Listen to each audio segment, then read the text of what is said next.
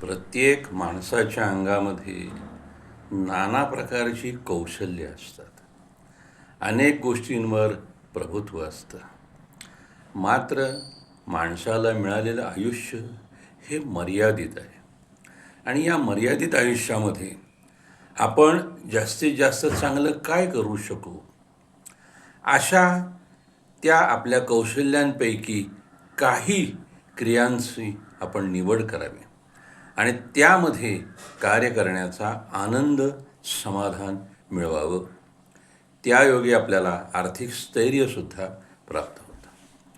अनेक प्रकारची कौशल्य असली तरीसुद्धा मर्यादित आयुष्यामध्ये ह्या सगळ्या गोष्टींना स्पर्श करणं कुणालाही शक्य होऊ शकत नाही.